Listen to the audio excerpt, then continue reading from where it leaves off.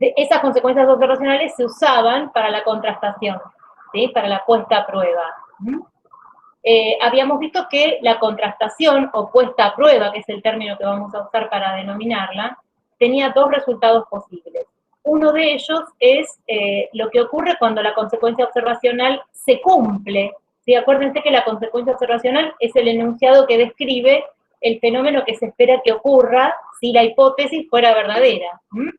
Yo voy a poner a prueba mi hipótesis y deduje que debería pasar tal cosa observable. Bueno, si eso ocurre, ¿sí? Si la consecuencia observacional se cumple, entonces se produce una confirmación.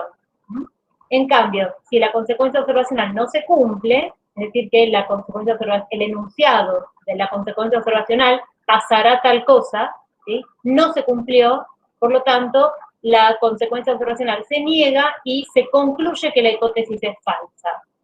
Lo que vamos a ver ahora son los razonamientos de la contrastación. Vamos a empezar con el razonamiento de la puesta a prueba o contrastación. ¿Qué pasa cuando la hipótesis resulta refutada? ¿Sí? La refutación de hipótesis. Para la refutación de hipótesis, todas las refutaciones se hacen con la estructura del razonamiento que se llama modus tollens. ¿Sí? Es una forma válida. El modus tollens tiene esta forma. Si H, ¿sí? Si la hipótesis fuera verdadera, entonces se daría determinada consecuencia observacional. La consecuencia observacional no se dio, por lo tanto, se niega la hipótesis. Esto tiene la forma, si A entonces B, no B, por lo tanto, no A. Es un modus tollens, que es una forma válida, y se concluye, como ven, la negación de la hipótesis. Entonces decía, si mi hipótesis fuera verdadera, pasará tal cosa. No pasó, por lo tanto, mi hipótesis no es verdadera. ¿Qué pasa cuando hay confirmación? ¿Sí? Cuando se acepta la hipótesis. Bueno, decimos, si la hipótesis fuera verdadera, pasaría tal cosa. Pasó lo esperado, por lo tanto, se afirma la hipótesis. ¿Sí? Este es el razonamiento de confirmación en un ejemplo. Es este mismo, voy para atrás, este mismo, pero en lugar de H voy a poner una hipótesis y en lugar de consecuencia observacional voy a poner la consecuencia observacional de esa hipótesis y armo todo el razonamiento. ¿Sí? O sea, vamos a tener la primera premisa, acá, que tiene esta forma. La segunda premisa, está acá, tiene esta forma porque es solo la afirmación de la consecuencia observacional. Y luego, la conclusión, que no es otra cosa que el enunciado de la hipótesis, la afirmación de la hipótesis. Imaginemos que tenemos la hipótesis de que el consumo excesivo de sodio eleva la presión arterial. ¿Sí? Bueno, esa sería la hipótesis. El consumo excesivo de sodio eleva la presión arterial. La primera premisa de los razonamientos de confirmación dice, si H, entonces CO. ¿Sí? Si el consumo excesivo de sodio eleva la presión arterial, esto es H, entonces, voy por acá, ¿sí? A ver que me parece que entra alguien más. Más gente. Entonces, los individuos estudiados que ingirieron jamón y gaseosas durante 48 horas tendrán un valor más alto en la medición de su presión arterial que aquellos que consumieron frutas y agua. ¿Sí? Esta es la consecuencia observacional. Que al medir la presión, y por eso es observacional, porque yo puedo observar, tomándoles la presión, con el instrumento, puedo observar cuál es el valor de su presión, me da un dato observable. ¿Sí? Los individuos que comieron jamón y gaseosa, que tienen mucho sodio, van a tener un valor más alto de presión que los que comieron frutas y agua. Esa es la primera premisa. Entonces, si la hipótesis fuera verdadera, entonces se dará esta consecuencia observacional. La segunda premisa es la que determina la suerte de la hipótesis. ¿Por qué? Porque o bien se da la consecuencia observacional o no se da. Como estamos en el razonamiento de confirmación, ¿sí? Vamos a ver que se da. El grupo que ingirió jamón y gaseosa tuvo un valor más alto de presión arterial que el grupo que consumió frutas y agua. Afirmo la consecuencia observacional. Y como conclusión, afirmo la hipótesis. Por lo tanto, el consumo excesivo de sodio eleva la presión arterial, que era mi hipótesis. ¿Sí? Estoy instanciando este razonamiento. ¿Sí? Pero con enunciados. ¿Qué pasa cuando hay refutación? ¿Sí? Voy a ir para atrás. El razonamiento es este. La primera premisa es igual, pero la segunda no afirma la consecuencia observacional, sino que la niega. Y en la conclusión, en consecuencia, no se afirma la hipótesis, sino que se niega. Lo armamos con la misma hipótesis. Primera premisa, si H, el consumo excesivo de sodio eleva la presión arterial, entonces CO, los que comieron jamón y gaseosas tendrán más presión arterial que los que comieron fruta y agua. Segunda premisa, no se dio la consecuencia observacional. El grupo que ingirió jamón y gaseosas no tuvo un valor más alto de presión que el que consumió frutas y agua. Niego la consecuencia observacional. Conclusión, no H. Por lo tanto, y acá niego la hipótesis, no es cierto que el consumo excesivo de sodio eleva la presión arterial.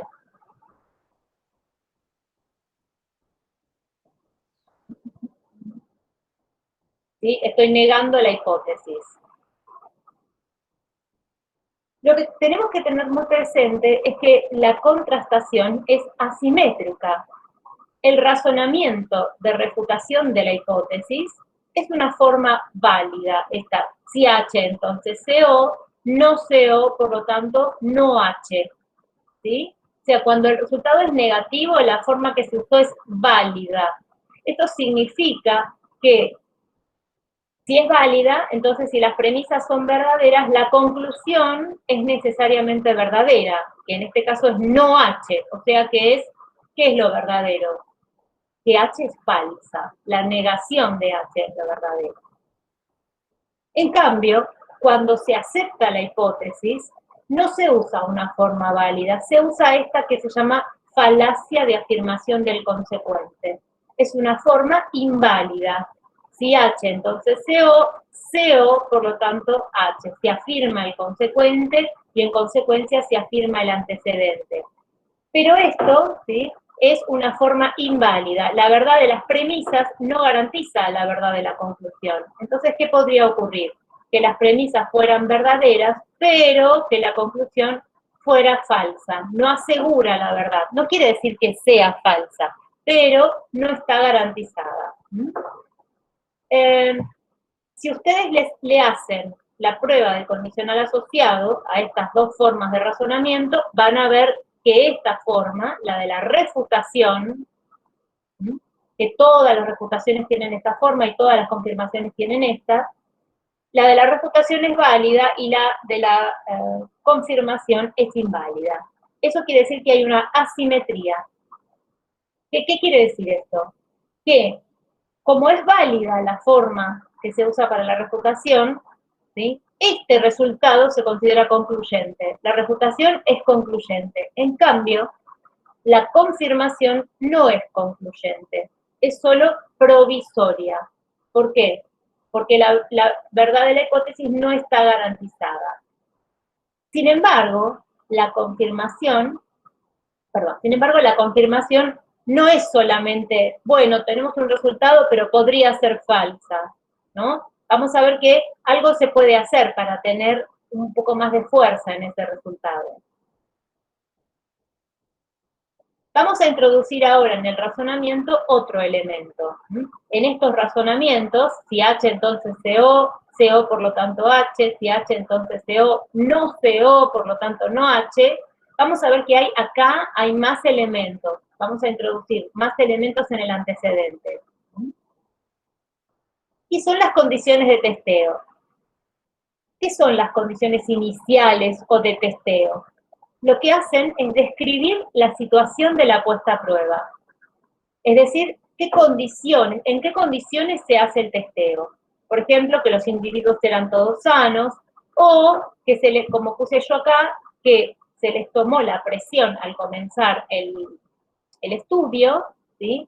Y todos tenían los mismos valores de presión arterial. ¿Para qué se hace esto? Y porque si vos tenés personas que ya son hipertensas o que tienen baja presión o lo que sea, ¿sí? O tienen muy diferente presión arterial, entonces, cuando hagan el consumo durante esas 48 horas, esas personas podrían tener más presión, algunas podrían tener más presión, pero porque ya eran hipertensos, ¿sí? No por el consumo del jamón, ¿sí? Y de las gaseosas, sino por que tenían hipertensión. Entonces vos lo que tenés que tomar es poner como condición de partida, condición inicial o de testeo, es regular artificialmente eso. ¿Cómo se regula? Bueno, les tomás la presión a todos. Si algunos tienen presión alta, chao. Tenés que tomar los que solo van a participar del estudio los que tengan los mismos valores de presión arterial al comenzar la investigación. Y vamos a incluir también otro elemento en el antecedente del razonamiento, de la primera premisa del razonamiento, que son las hipótesis auxiliares. ¿Qué son las hipótesis auxiliares? Son conocimientos que se necesita dar por presupuesto, conocimiento que ya está disponible, que proviene de otras investigaciones, ¿sí? Y que viene que vamos a usar como conocimiento presupuesto para la nuestra, ¿sí? En este caso, que el jamón y las bebidas gaseosas son alimentos que tienen más sodio que las frutas y el agua. Ese conocimiento es un conocimiento que tenemos que dar, por supuesto, porque si no, no podemos hacer la puesta a prueba. No podemos deducir la consecuencia observacional. Las hipótesis auxiliares son, entonces, hipótesis que provienen de una investigación independiente y que ya cuentan con apoyo confirmatorio independiente. Y esos enunciados se ponen en conjunción con la hipótesis fundamental para permitir la deducción de consecuencias observacionales. El texto que tenemos para hoy es el texto de Hempel, que acabo yo de habilitarles en el tema 6, ¿sí? Vamos a ver el razonamiento entero. ¿Cómo quedaría? La premisa 1. Si el consumo excesivo de sodio eleva la presión arterial, esa era nuestra hipótesis, lo que queremos probar, ¿sí? Y además, esto es una conjunción, ¿sí? Y además, y ahí pongo la condición inicial, se constituye un grupo donde todos los individuos tienen los mismos valores de presión arterial al comenzar la investigación. Y además, otra conjunción, la hipótesis auxiliar. Además es cierto que el jamón y las bebidas gaseosas son alimentos con mayor contenido de sodio que las frutas y el agua, entonces, y ahora viene la consecuencia observacional, que es lo que se espera que pase. Los individuos que inquieran jamón y gaseosas van a tener más presión que los que coman frutas y agua. Luego vamos a la puesta a prueba, ¿sí? Vamos a ver, me parece que entró alguien. Luego vamos a la puesta a prueba. Nos hacemos el experimento, les damos el jamón, las gaseosas, el agua, las frutas durante 48 horas a este grupo con estas condiciones iniciales y presuponiendo esta hipótesis auxiliar y vemos qué ocurre. Les tomamos la presión y ahí hacemos la observación de los resultados. Los resultados fueron, en esta ficción que estamos haciendo, que efectivamente la consecuencia observacional se produjo. Los individuos que ingirieron jamón y gaseosas tuvieron un valor de presión arterial más alto. Por lo tanto, y ahí viene la conclusión, afirmo la hipótesis. El consumo excesivo de sodio eleva la presión arterial. ¿Sí? El razonamiento completo, entonces, sería este. ¿Se acuerdan que acá decíamos si H, entonces CO? Bueno, en realidad es si la hipótesis, ¿sí?, se fuera verdadera. Y además, ¿no?, hacemos grupos con individuos que tengan el mismo valor de presión arterial, y esa es la condición inicial, y además el jamón y las gaseosas tienen más sodio que el agua y las frutas, entonces los que consumieran el jamón y las gaseosas tendrán más presión. Eso fue lo que ocurrió, por lo tanto se afirman las tres cosas, ¿sí? Acá lo que estamos afirmando son las tres cosas juntas.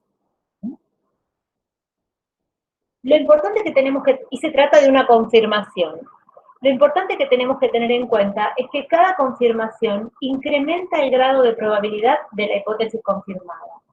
Sabemos que la confirmación usa una forma de razonamiento que no es válida.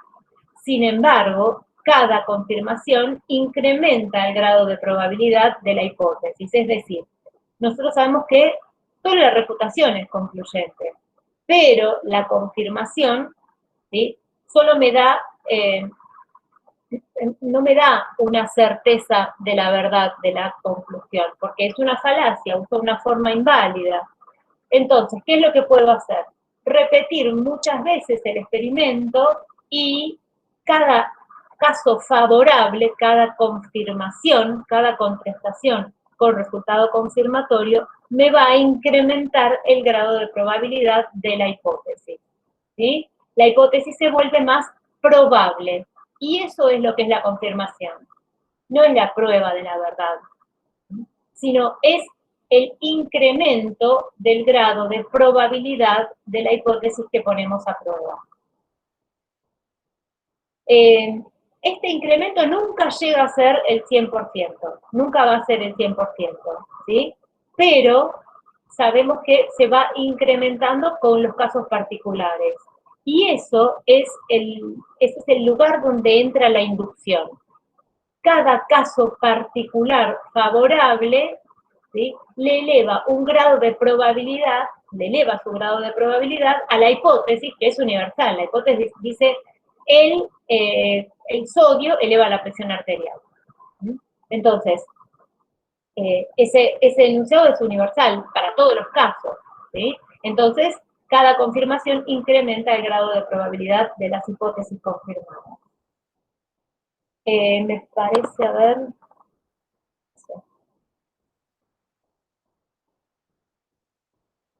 Vamos a ver qué pasa con la refutación. Con la refutación aparece un problema, que es el siguiente. Ahora, ¿perdón? Sí, quería hacer una consulta. ¿Estos que le agregamos las premisas es a la forma inválida? No, fíjate que es a la primera premisa, es a los dos razonamientos. Primero lo vimos en versión simple y ahora le agregué estos dos elementos. Pero ¿Sería al modus tollens? a las dos, mirá, este es el de confirmación.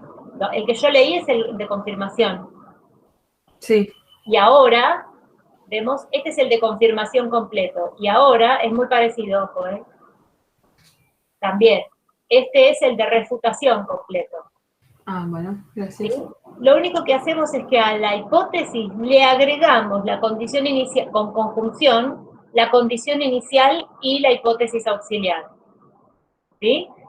Si H y CI y HA, entonces, o sea, si el sodio eleva la presión y armamos los dos grupos de gente con la misma presión, y además el jamón y la gaseosa tienen más sodio que los vegetales y el agua, entonces, si les damos de comer jamón a cada uno, ¿sí?, ¿qué pasará? Los que coman el jamón tendrán más presión. Ahora, imaginemos que no ocurrió eso. Los que comieron el jamón no tuvieron más presión. Por lo tanto, acá concluyo la negación, ¿sí? Fíjense el modus tollens. Si A, y A ahora es todo este paréntesis, entonces B. No B, por lo tanto, no A. ¿Se ve? No todo el paréntesis. Voy para atrás y lo miro en el otro razonamiento, en el de confirmación. Si A, todo el paréntesis, entonces B. B. Por lo tanto, todo el paréntesis se afirma. Acá, todo el paréntesis se niega en la refutación. Pero aparece un problema, que es el siguiente. cuando obtenemos un resultado adverso, lo que sabemos es que no es cierta esta conjunción. ¿Se acuerdan cuando aprendíamos a negar paréntesis? Y decíamos, no es lo mismo negar cada uno que poner la negación afuera. Bueno, en este caso tenemos la negación afuera. Y cuando negamos la negación, cuando negamos afuera del paréntesis, lo que estamos negando es la conjunción entre los elementos. No estamos negando que se dé, no estamos diciendo no H y no CI y no HA. Lo que estamos diciendo es que no se dan las tres cosas. Las tres cosas no son verdaderas. Al menos hay una que es falsa. Pero el razonamiento no me dice cuál. ¿Sí? Y esto en metodología de la ciencia significa que no sabemos cuál de estos elementos es el que es falso. Podrían ser falsos los tres, pero podría ser que, por ejemplo, se midió mal la presión a los individuos que formaron parte del estudio y había alguien que era hipertenso. O podría ser falso que el jamón y las gaseosas tienen más sodio que el agua y los vegetales. De modo que cuando tengo un resultado adverso no sé cuál de los tres es el falso. Los científicos en general tienden a proteger la hipótesis contra la refutación y a considerar que podría ser falsa la condición inicial, por ejemplo, que el grupo estaba mal formado, o que era falso el conocimiento que dimos por presupuesto. Vamos a centrarnos ahora en el concepto de confirmación. ¿Qué es la confirmación? La confirmación no nos da apoyo concluyente, ¿sí? Nos da apoyo empírico para la hipótesis, pero está dado por los casos en los que la consecuencia observacional se cumplió. Cada experimento que hicimos, donde obtuvimos resultados favorables. Y lo que hace es elevar el grado de probabilidad de la hipótesis. Pero no significa que la hipótesis sea verdadera. No hay verificación. No hay prueba concluyente. ¿Por qué no hay prueba concluyente? Porque lo que se usa es una falacia, una forma inválida, ¿sí? Estos son los conceptos fundamentales de la confirmación. Pongo esto de lo que no es, porque a veces se lo interpreta así mal y es un error. Esto está muy explicado en el texto, pero bueno, no está de más aclararlo. Cuando una hipótesis resulta confirmada digamos, recibe un grado de probabilidad, pero hay varios criterios para determinar esa probabilidad. Uno de los criterios es la cantidad de casos favorables. Claro, si yo hago el experimento y me da confirmación, ¿sí? Lo hago una vez y se confirma. Lo hago 2 veces y se confirma, ¿sí? Lo hago 10 veces y se confirma, ¿sí? No es lo mismo que si lo tengo una sola vez. Si tengo 100 casos confirmatorios, siempre en ausencia de refutación. Acuérdense que la refutación es concluyente, así que si me aparece un caso desfavorable, o sea que la consecuencia observacional no se cumple, no se produjo el efecto esperable observado, se pierde todo. La refutación es un masazo para la hipótesis. ¿Por qué? Porque tiene una forma válida, se usa el modus tollens, entonces si la consecuencia observacional no se da, listo, afuera todo, no importa que tenías un montón de probabilidad por otros casos previos favorables. Te apareció uno que no y chao, ¿sí? Ahora, en el caso, salvo, ¿no? Este problema, vuelvo para atrás, salvo por este problema. La refutación es concluyente. Lo que no sé, yo sé que todo esto es falso, ¿sí? Que esta conjunción es falsa, pero yo ahí puedo entrar metodológicamente a separar uno por uno e ir sospechando de cuál sea el culpable. Pero con la confirmación, ¿sí? Si yo no tengo ninguna refutación y sigo acumulando casos favorables, sube el grado de probabilidad de la hipótesis. Otro criterio que se usa para elevar el grado de probabilidad de las hipótesis es la variedad en las condiciones iniciales o condiciones de testeo. ¿Qué quiere decir esto? que yo puedo armar distintos experimentos para poner a prueba la misma hipótesis. Y si la hipótesis resiste, es decir, sigue siendo confirmada con distintas formas de testeo, distintas condiciones de testeo, entonces, por ejemplo, con inyecciones de sodio, por ejemplo, ¿no? Con distintas formas de ponerlo a prueba, entonces el grado de probabilidad de la hipótesis crece. No es lo mismo una hipótesis que fue puesta a prueba por un experimento, por más que se haya repetido muchas veces y todas hayan salido favorables, que una hipótesis que fue puesta a prueba en distintas formas de contrastar con distintos experimentos, en distintas condiciones, en distintos países, en personas con distintas dietas, en personas con distintas edades. Yo voy probando, y en todos esos experimentos diversos sigue habiendo confirmaciones, eso sube un montón la probabilidad. Otra cosa que sube la probabilidad es el apoyo teórico. ¿Qué es el apoyo teórico?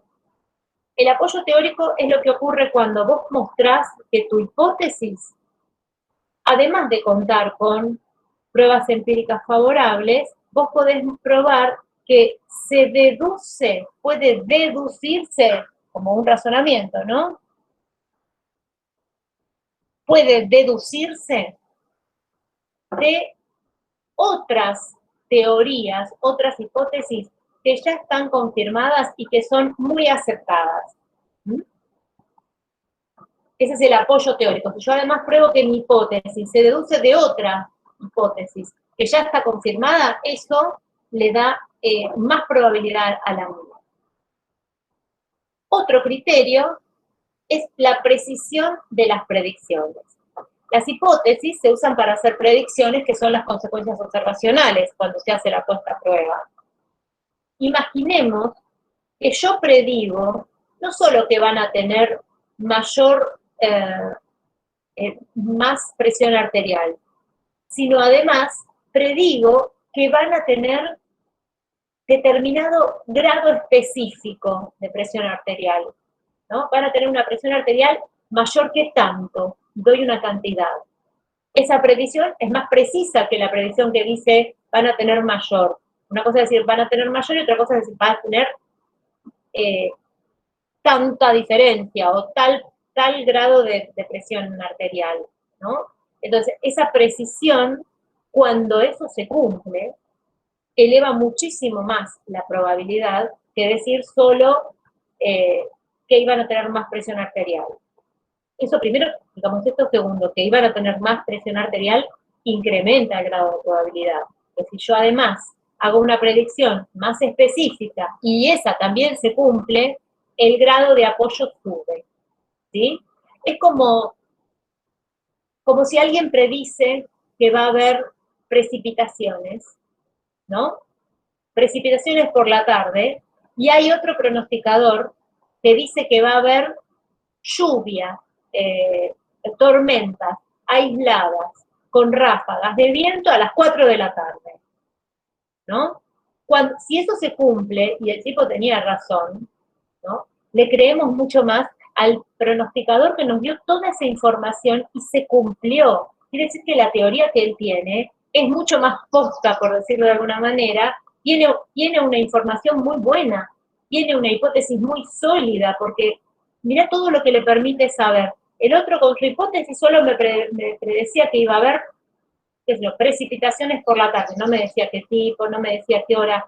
El otro me dice la hora, me dice el tipo de precipitación. Cuando se cumple eso, te vas para arriba, ¿no? Esa teoría es mucho mejor, es más probable. Y por último, la simplicidad. La simplicidad es un criterio que le otorga más probabilidad a las hipótesis que postulan menor cantidad de agentes causales, ¿sí? Menor cantidad de mecanismos, ¿sí? Es más creíble una hipótesis que postula como causa de la presión arterial en la ingesta de sodio que la que postula, vamos a ver, ¿cuál es la causa de la presión arterial? Quiero explicar ese fenómeno. Bueno, el excesivo consumo de sodio. Esa es una hipótesis. Y otra hipótesis es la que sostiene que, bueno, el excesivo consumo de sodio en una situación tal y cual, y que pase esto y que pase lo otro. Las hipótesis con mayor complejidad son menos probables, ¿sí? Esto viene de suponer que simplemente la realidad no tiene complejidades inútiles, ¿no? En general, nosotros vemos en el mundo que las causas de las cosas son directas, ¿no? No hay, no pone adornos, la naturaleza, por ejemplo, no da vueltas, aunque a veces vemos, decimos, ahí esta flor, qué belleza, qué complejidad, todo para hacer bello el mundo. Bueno, no, en realidad es una cadena causal, pero ese color y esa forma, ¿sí? Y ese olor y todo, tiene una explicación que es atraer al insecto tal o al pájaro tal para que lo polinice, ¿no? No hay, eh, digamos, tantos mecanismos intermedios. Y en todo caso, las hipótesis que postulan demasiados mecanismos intermedios son menos creíbles. Y eso tiene que ver con la manera en que conocemos los seres humanos. ¿Por qué? Porque si vos querés saber, tenías un billete de 100 arriba de la mesa, ¿no? Y bueno, pasó mucha gente, qué sé yo, y después el billete no está, ¿no? Y aparece en el bolsillo de una persona, ¿no? El mismo billete.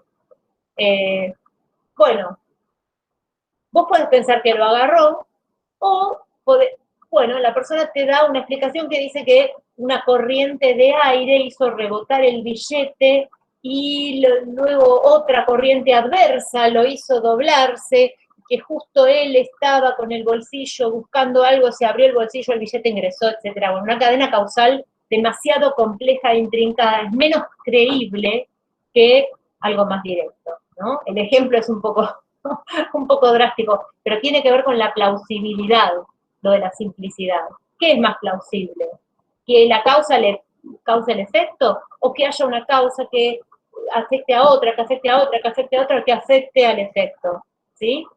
Bueno, se prefieren los más simples. Pero estos son criterios de probabilidad, quiere decir, nada más que de probabilidad, pueden fallar.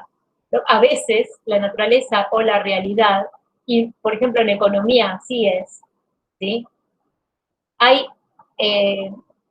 fenómenos multicausados, ¿sí? En economía es tremendo esto. Hay muchísimas causas que inciden en los fenómenos económicos y hay que tener cuidado con la simplicidad en economía. ¿Por qué? Porque la hipótesis más simple no siempre es la explicativa, sino que hay muchas, este fenómeno impacta sobre este, que impacta sobre este interés, y resulta que no, es algo no contemplado en esa cadena, ¿no? Los intereses económicos de un agente no contemplado inciden también, y bueno, esa hipótesis es muy compleja, pero es efectivamente la que se cumple, ¿no? Estos son criterios para incrementar la probabilidad. No es que, si cumple con esto, la hipótesis es verdadera. Son criterios y se usan a veces, por ejemplo, a veces las precisiones de las predicciones son buenísimas, pero eso hace que la hipótesis sea menos simple. Porque para hacer predicciones precisas, ¿no? Yo te digo, bueno, por ejemplo, aumentan los impuestos, ¿no? ¿Va a bajar el consumo? Y bueno, no, dame más información. Vos podés decir, bueno, es posible que baje el consumo, pero yo te pregunto, ¿cuánto va a bajar? ¿Cuánto? ¿Cuánto menos va a haber? Y vos me decís, no puedo darte, con esos datos no puedo darte una precisión. Tenés que hacerme una hipótesis más complicada, ¿no? Para hacer una predicción. Entonces quiero decir que estos criterios no se pueden cumplir todos de manera perfecta, ¿no? Son comparativos para saber qué hipótesis son más probables que otras. Esto lo vemos de manera teórica, nosotros no vamos a verlo en el parcial, bueno, con hipótesis específicas, porque esto es muy complicado en el terreno metodológico. Vamos a hablar ahora de lo que Hempel trata en el apartado 3 del texto, que es ya no cómo se ponen a prueba las hipótesis, que es lo que estuvimos viendo hasta ahora, sino cómo se generan, ¿sí? Voy a ir un poquito para atrás, para ver este esquemita, ¿dónde estaba? Por acá, ¿sí? Arrancábamos con un problema, proponíamos una hipótesis, y luego de la hipótesis deducíamos consecuencias observacionales que luego poníamos a prueba para determinar si se cumplían esas consecuencias y qué pasaba con la hipótesis. Bueno, desde esta instancia, cuando ya tenemos una hipótesis, ¿no? En adelante, hasta la evaluación de los resultados de la contrastación, estamos dentro de lo que Hempel denomina el contexto de descubrimiento. El contexto de justificación. El contexto de justificación es la instancia de la puesta a prueba, de la contrastación. Incluye todo lo que se hace desde que tenemos la hipótesis hasta que terminamos de ponerla a prueba. Las hipótesis nunca se terminan de poner a prueba, en realidad, salvo cuando se refutan, que ahí las tenés que abandonar. Pero cuando hay confirmaciones, nunca se termina ese proceso, porque es infinito, nunca se puede llegar a probar la verdad de la hipótesis. Bueno, entonces, en una investigación, ¿sí? Tenemos el contexto de justificación, que es la puesta a prueba, que, digamos, incluye las instancias que tienen lugar desde que se formula la hipótesis hasta que se evalúan los resultados de la puesta a prueba. Pero antes está el contexto de descubrimiento, que incluye las instancias de generación de la hipótesis, o sea, esta flecha, ¿no? Hay un problema y hay que generar una hipótesis para responder a ese problema. Y eso es el descubrimiento, ¿sí? El contexto de descubrimiento. Nosotros ya vimos cómo es la justificación y ahora vamos a analizar cómo es el descubrimiento. Acá. Lo tengo. Acá. El contexto de descubrimiento, ¿sí? Hay toda una discusión al respecto, que es algo que Hempel transita con bastante detalle, ¿no? ¿Qué es de qué modo se generan hipótesis? ¿Cómo se producen las hipótesis? Bueno, las hipótesis se pueden producir de distintas maneras, pero la discusión es acerca de si hay o no una lógica del descubrimiento. ¿Hay reglas para descubrir hipótesis, para generar hipótesis? Y ahí van a ver que Hempel dialoga con un adversario al que él cita, ¿sí? Es una cita de un epistemólogo economista que se llama Wolff, y este Wolff sostiene que las hipótesis se generan utilizando la inducción, un razonamiento inductivo. En cambio, Hempel supone que las hipótesis no se generan inductivamente. Vamos a ver cómo Hempel critica esta posición que se llama inductivismo estricto, que es la posición de Wolff, y va criticando cada uno de los pasos de la propuesta metodológica de Wolff. Wolff sostiene que una investigación científica ideal tendría estos 3 pasos. Y Hempel va a hacer una crítica para cada uno de los pasos, ¿sí? El primero de los pasos, dice Wolff, una investigación científica ideal arranca con la observación y el registro de todos los datos sin conjeturas previas, ¿sí? ¿Y qué le va a criticar Hempel? Bueno, Hempel, el confirmacionista, ¿no? Le va a criticar diciendo que, primero, registrar todos los datos es imposible porque observar todos los hechos es imposible. Todos, ¿qué querés decir? Todos los del universo es imposible. ¿Por qué? Porque está diciendo que se hace sin conjeturas previas. Y lo cierto es que sin conjeturas previas no puede, uno tendría que observar todos los hechos del universo, del presente, del pasado y del futuro. Cuando la observación científica siempre requiere una conjetura previa. A ver, si cuando entras en una habitación, ¿no? Accionas el interruptor de la luz, y la luz no se enciende, ¿no? ¿Por qué no te pones a mirar si se te saltó el esmalte de las uñas, como una posible causa? Porque si Wolf tuviera razón, deberías observar y registrar todos los datos sin conjetura previa. Lo que Hempel le señala es que sin conjetura previa no hay un criterio para determinar la relevancia de la observación.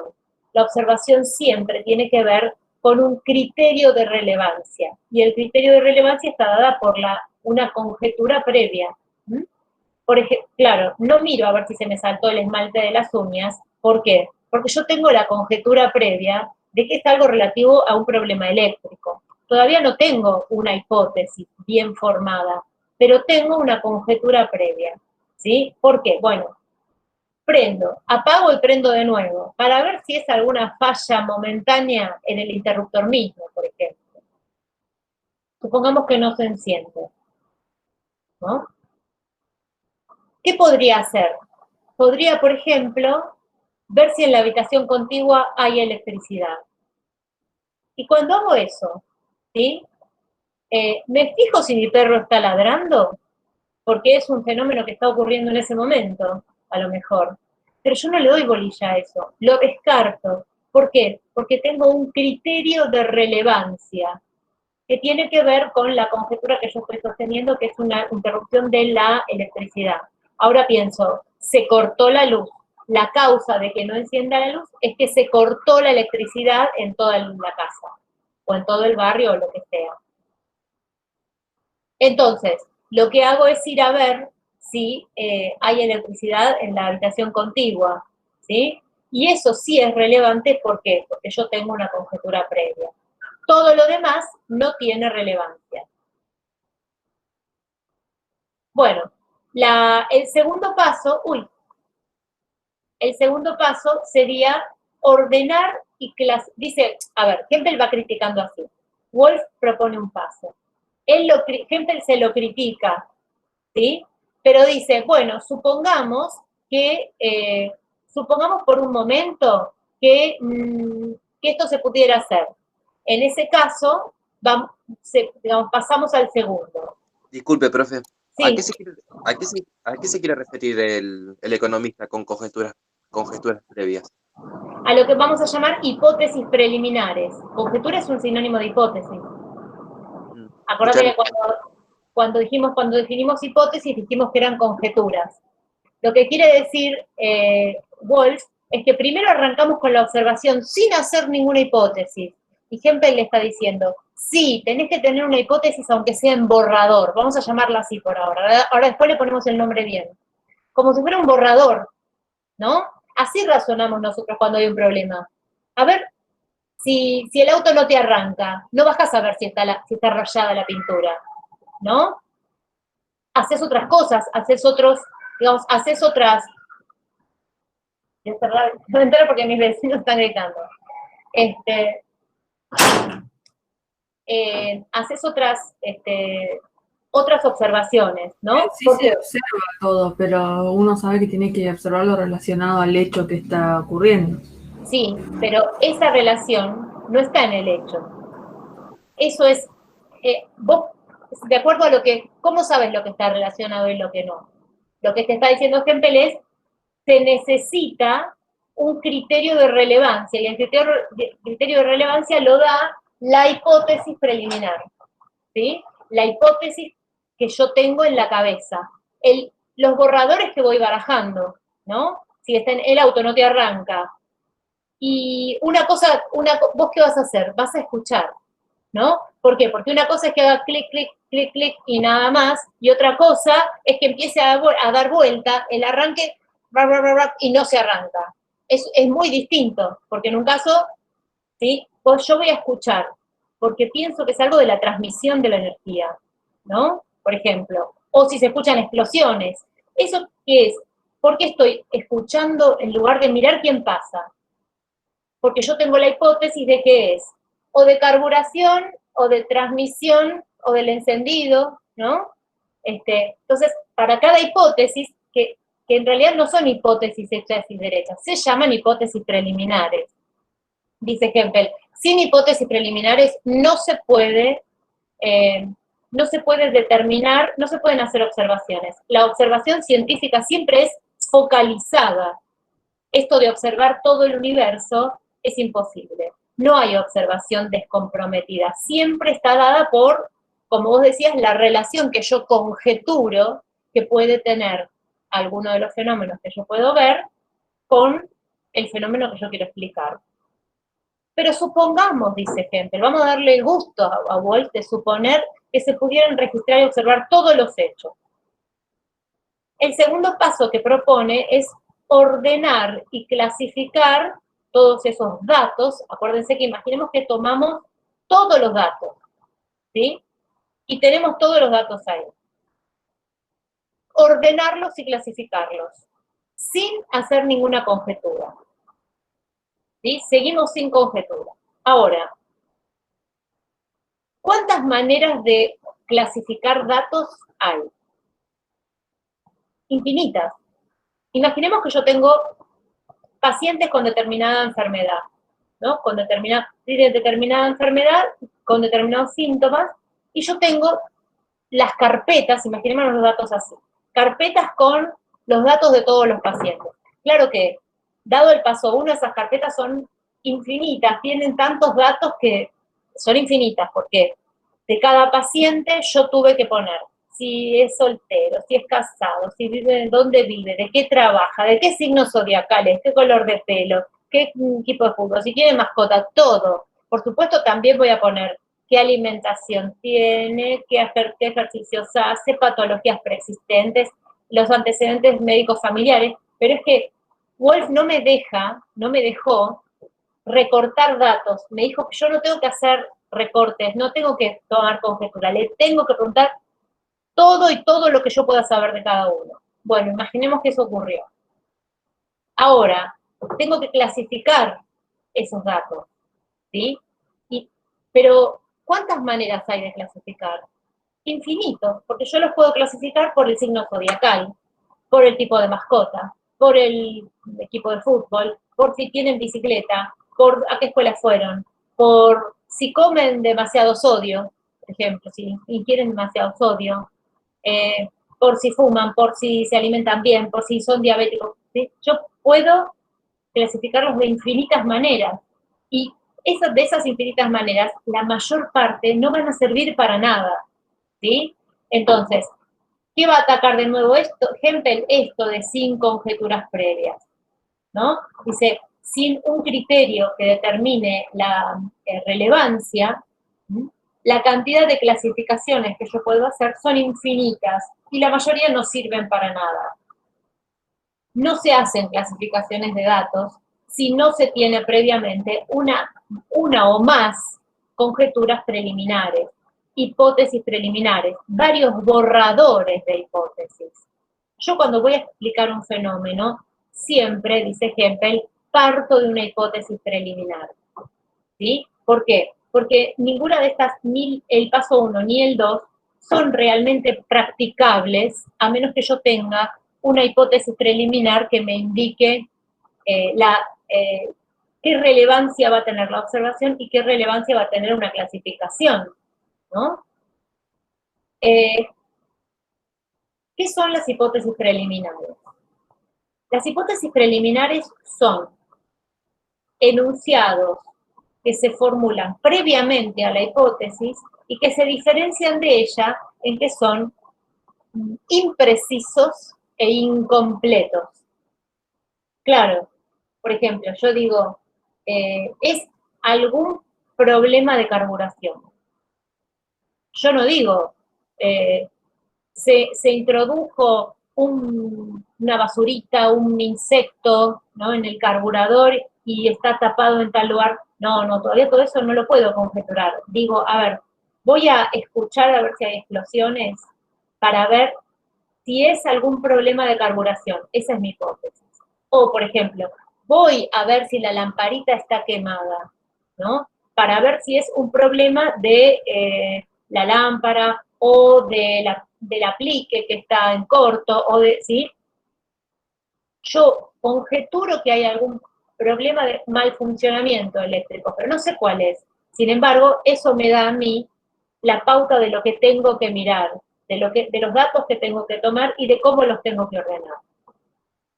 Por eso la hipótesis preliminar es imprecisa, porque no me dice, no sé todavía qué exactamente, no postulé la causa exactamente, digo, es algo de este tipo de problema, me parece que es un problema de esto, ¿no?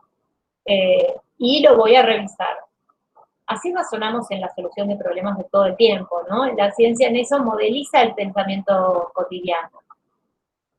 Pero, dice Hempel, supongamos que este paso 2 se puede hacer. Bueno, pasamos al paso 3. El paso 3 es la generalización inductiva que me permite obtener hipótesis.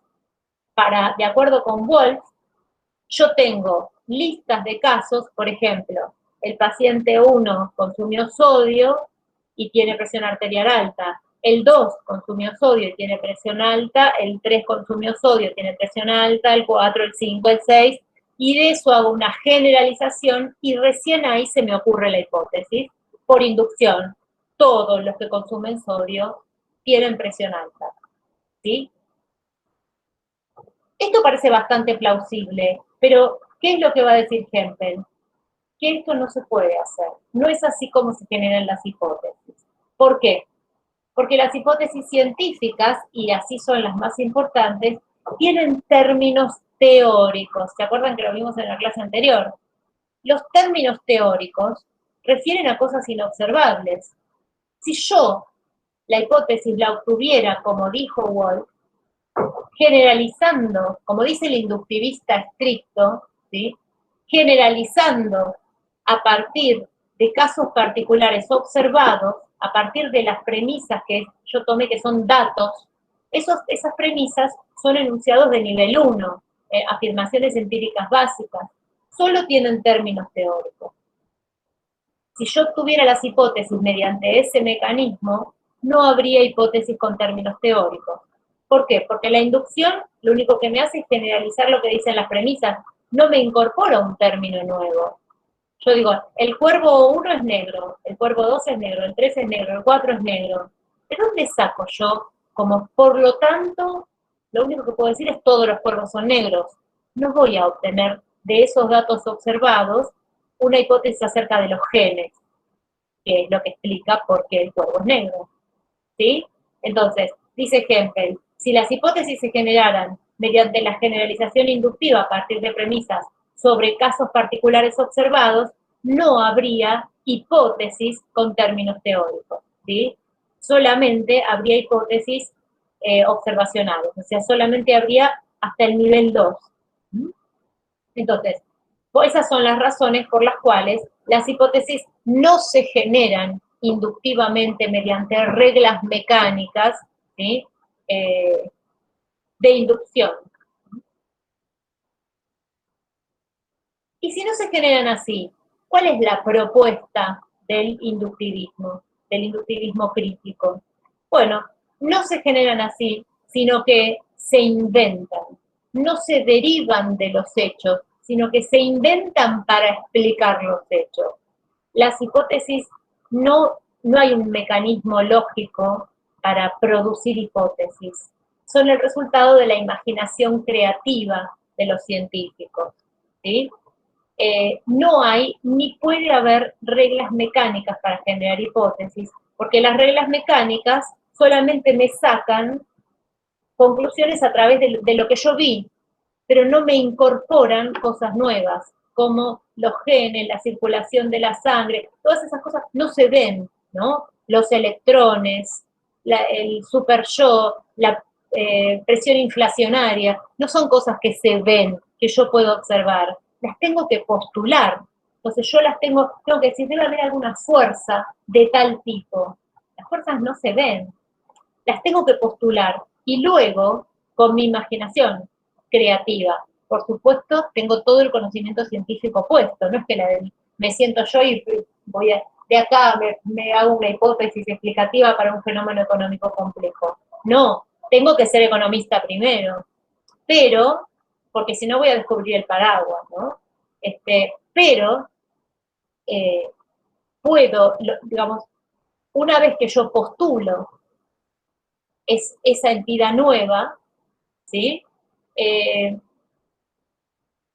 Esa explicación que yo estoy pensando, no, bueno, debe haber algún tipo de partícula, por ejemplo, los electrones, no se ven, pero yo los postulo para explicar y después veo qué consecuencias observacionales se siguen de ahí. Y lo que se sigue de ahí es algo que yo puedo observar. Si eso se cumple, mi hipótesis recibe confirmación. Si no se cumple, chao mi hipótesis, ¿sí? Pero la idea es, para Hempel, que las hipótesis no hay reglas mecánicas para producir hipótesis, ¿sí? Bueno, vamos a ir ahora al Classroom. A ver, ¿dónde estoy? Les haya tocado a ustedes, porque se barajan los ejercicios en el orden, ¿no? El primero era acerca de el razonamiento de confirmación, ¿no? El razonamiento de confirmación es la falacia de afirmación de consecuente, así que es inválido, ¿sí? ¿Alguna duda sobre estos? ¿Todos saben por qué descartar estos otros enunciados? ¿Es inválido, profe? No lo escuché. ¿Por qué es inválido? Bueno, porque si le haces la prueba del condicional asociado, te da inválido, una forma inválida. La invalidez significa que la verdad de las premisas no garantiza la verdad de la conclusión. ¿Te acordás lo que quería decir inválido y válido de la primera parte? Esa es la respuesta. Sí, o sea, profe. es la falacia de afirmación del consecuente. ¿Se acuerdan? Si H entonces CO, CO por lo tanto H. Todo lo que estuvimos exponiendo en la primera parte. La primera parte de la clase especialmente, los primeros 10, 15 minutos. ¿Se dan cuenta a lo que me refiero ahí, no? El razonamiento de confirmación.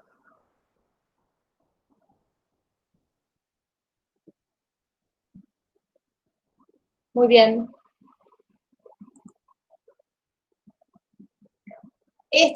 Sobre las confirmaciones sucesivas, ¿no? Supongamos que tenemos una hipótesis y tenemos sucesivas confirmaciones, o sea, hacemos muchas puestas a prueba y esos resultados nos dan confirmaciones. Bueno, ¿qué prueban? Prueban que la hipótesis es verdadera, que es falsa, que aumentan o disminuyen la probabilidad de la hipótesis o la demuestran. Bueno, aumentan la probabilidad de la hipótesis, ¿sí?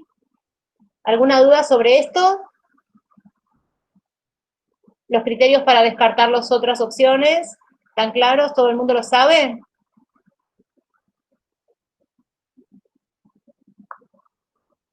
Muy bien, asumo que no, que no hay problema, quiero decir. Vamos entonces al siguiente. Sobre demarcación, ¿sí? Gracias, Melina. Sobre demarcación. ¿Cuáles de estas opciones satisfacen el criterio de demarcación del inductivismo crítico o del positivismo lógico? Acá es lo mismo, ¿no? Hempeliano es de Hempel, que es el autor que nosotros leemos para esto.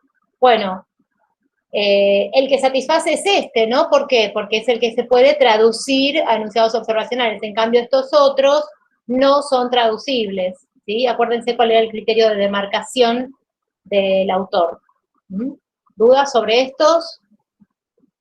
¿Se acuerdan que pusimos uno sobre los cromosomas? En la clase vimos el de los cromosomas, esto lo vimos en la clase anterior, y está en el PowerPoint y en el texto de Hempel.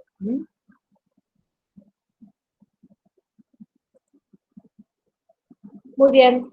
El que sigue. Esto lo vimos hoy, ¿no? La metodología inductiva, la inducción, ¿sí? ¿Se usa para descubrimiento, para justificación o no tiene ningún rol? Bueno, ya sabemos que Hempel es un inductivista crítico, así que algún rol tiene que tener la inducción porque si no, él no se llamaría inductivista. tiene un papel en la justificación, en la puesta a prueba. ¿Y en qué consiste ese papel? Bueno, en esto que decíamos de que más casos particulares confirmatorios incrementan el grado de probabilidad de la hipótesis, que es un enunciado general. ¿Bien estas? En el descubrimiento no. ¿Por qué? Por todo lo que vimos hace un ratito acerca de por qué la inducción, las hipótesis no se pueden generar por inducción, ¿no? Porque no habría términos teóricos en las hipótesis porque no se derivan de premisas observacionales, por todas esas razones que estuvimos analizando una por una y que ustedes tienen en el texto de Hempel explicadas con esa misma terminología. A ver esto. Si una hipótesis contrastada no sale refutada, ¿sí? ¿Qué podemos decir de ella? ¿Que es verdadera? ¿Que es falsa? ¿Que está confirmada? ¿Que tiene probabilidad o que está verificada? Bueno, claramente sabemos que para el inductivismo crítico la respuesta es que está confirmada, ¿no? Y que la confirmación supone el incremento en la probabilidad, pero no puede hablarse de verdad ni de, obviamente falsedad no, porque si no resulta refutada no es falsa, o al menos no podemos decir de ella que es falsa. ¿Dudas, consultas hasta ahora? Profe, esa en el cuestionario tenía una sola opción para marcar.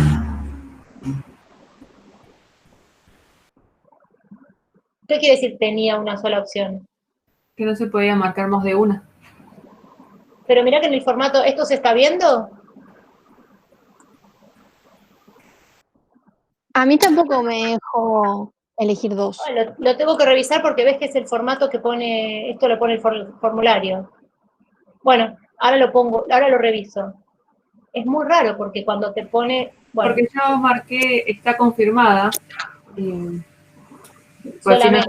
si no está refutada es porque está confirmada. Yo puse solamente eso. Y si me hubiera faltado la otra, me tendría que poner mal. Pero me puso que estaba bien. Profe, yo puse, tiene un... Pará, ¿te dejaba poner las dos? Eso es lo que yo pregunto.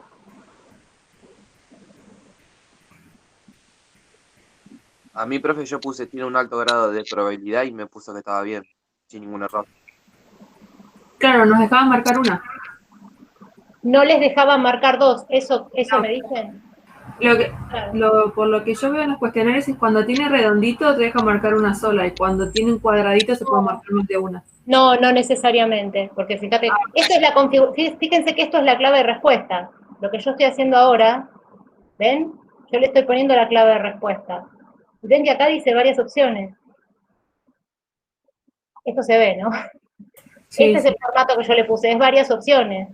Y esta es la clave de respuestas que yo le puse. Pero bueno, lo que voy a hacer es borrarlo y cargarlo de nuevo. Ya me pasó varias veces esto. La verdad es que no sé qué es lo que puede estar pasando.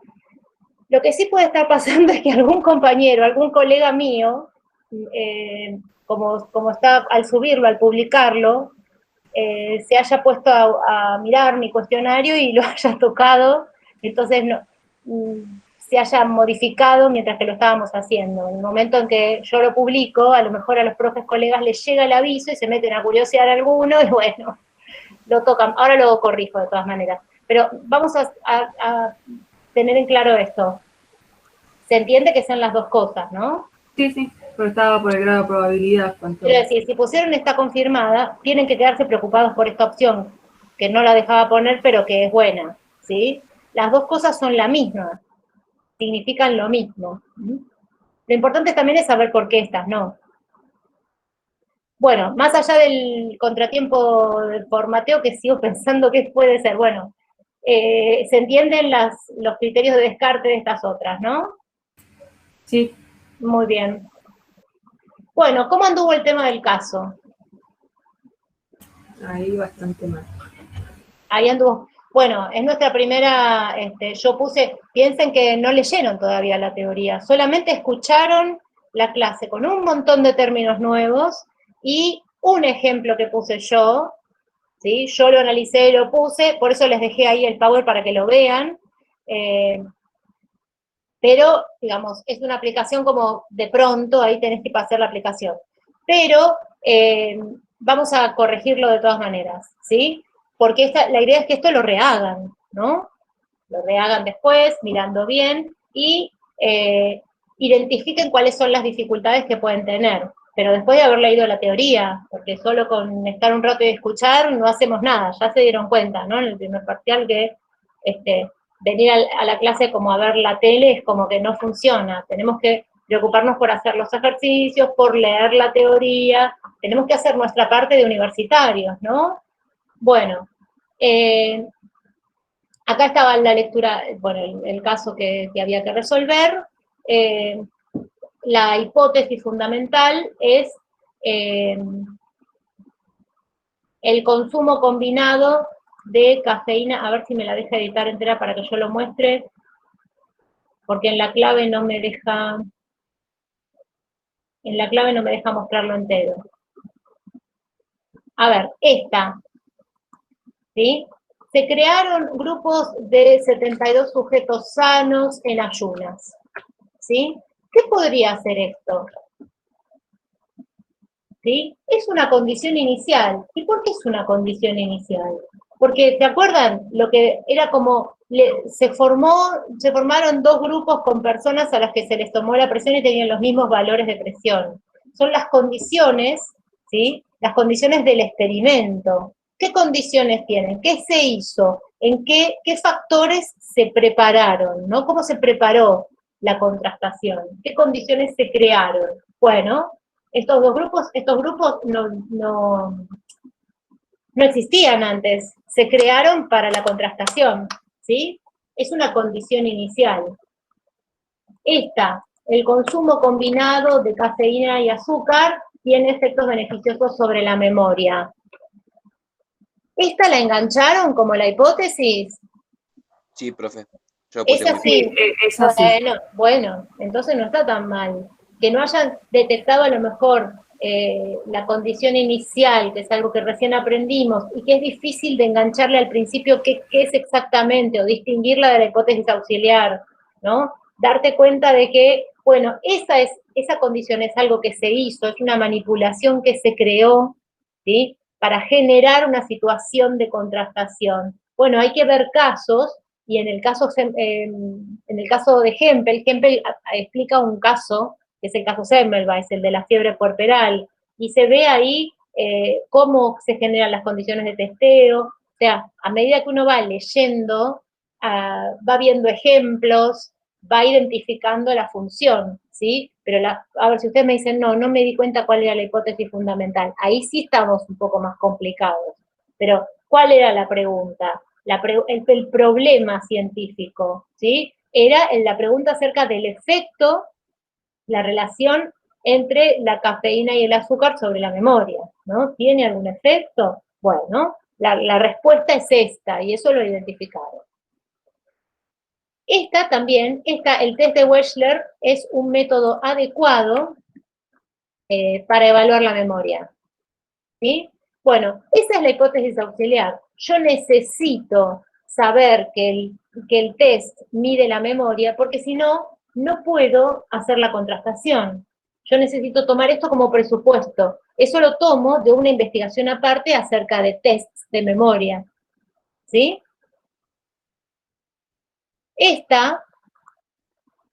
¿Sí? Los sujetos que ingieran la solución de cafeína y azúcar, los del grupo D, tendrán mejor desempeño en el test de Wechsler.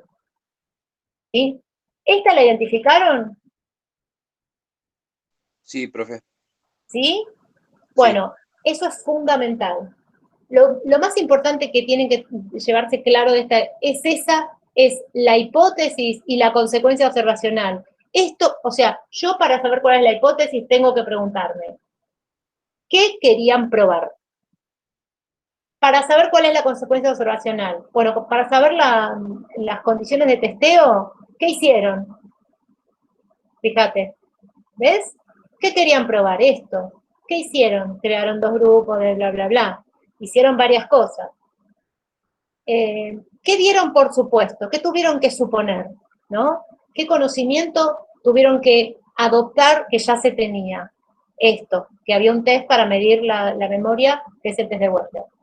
¿Qué esperaban que ocurriera? Esa es la consecuencia observacional. Cuando yo les digo el fenómeno observable esperado, ustedes pueden, digamos, pensarlo en términos de interrogante para hacerle al relato del caso. Es decir, ¿qué esperaban que ocurriera? No está dicho lo que esperaban, pero uno se tiene que dar cuenta, ¿no?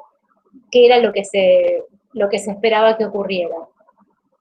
Y esta era la consecuencia observacional, ¿sí?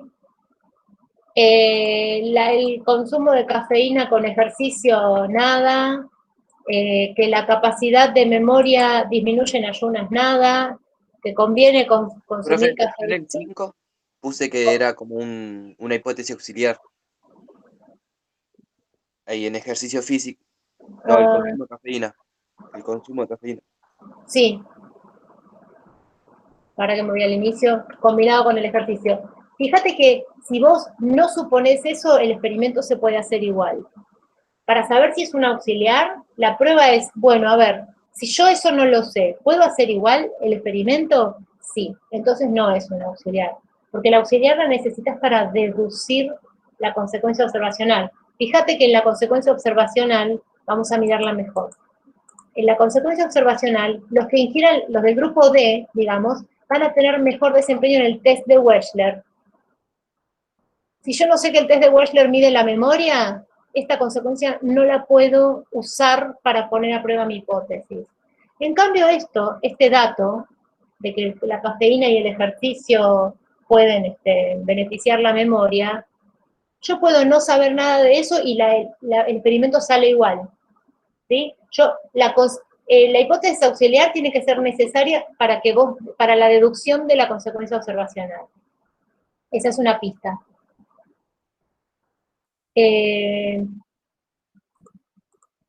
Esto de que la capacidad de memoria disminuye en ayunas tampoco es necesario. ¿Es conveniente? No. Lo que sea conveniente o no conveniente, en este caso no forma parte de la contrastación. El test de Wechsler, es pasto directamente, que el test de Wechsler te dice cuánta cafeína, no te mide la cafeína, sino la memoria.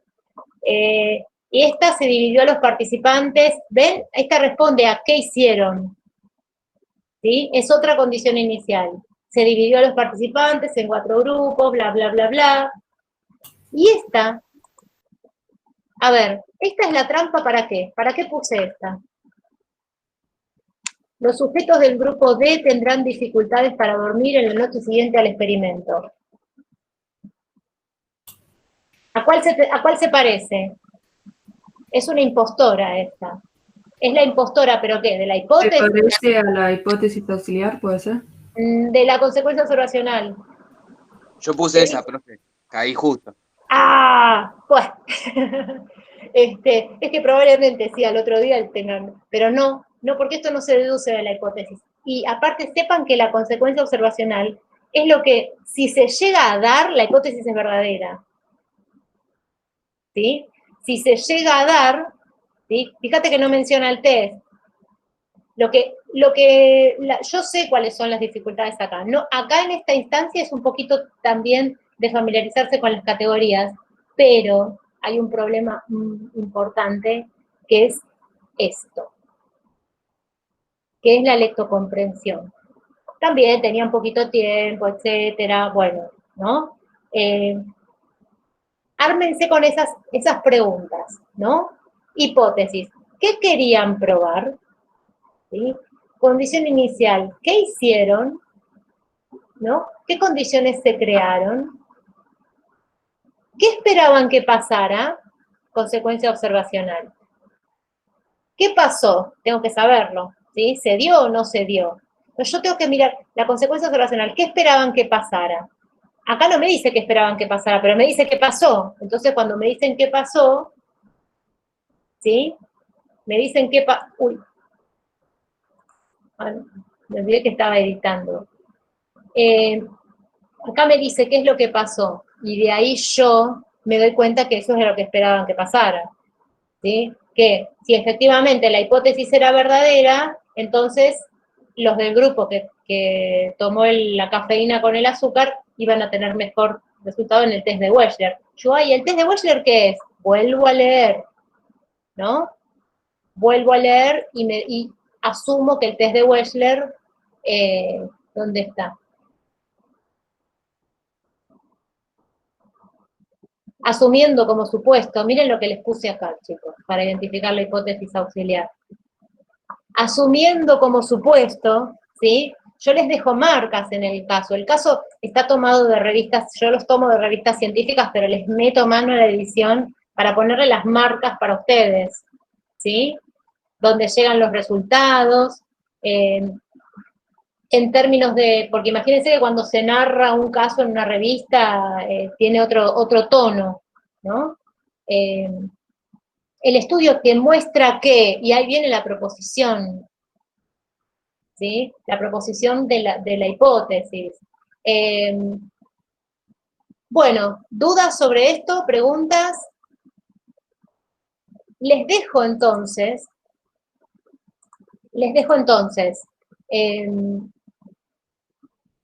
el texto para leer, las dos clases en versión profesor Roberto y profesora Rocío, ¿sí? Las mías son más largas, pero las mías tienen todo lo de las condiciones iniciales, o sea, la de él es como más introductoria o más general, y las mías tienen todas las, todos los detalles que estuvimos viendo. De nuevo, para hacer el ejercicio, ¿sí? Y acá les dejo el PowerPoint que usé para la exposición. Bueno, la semana que viene vamos a empezar con el falsacionismo, que es otra corriente, como el inductivismo crítico, pero que, digamos, son los adversarios, ¿sí? Otra corriente metodológica sobre la ciencia. Les dejo entonces todos estos materiales y les pido que avancen con la lectura, rehagan los ejercicios.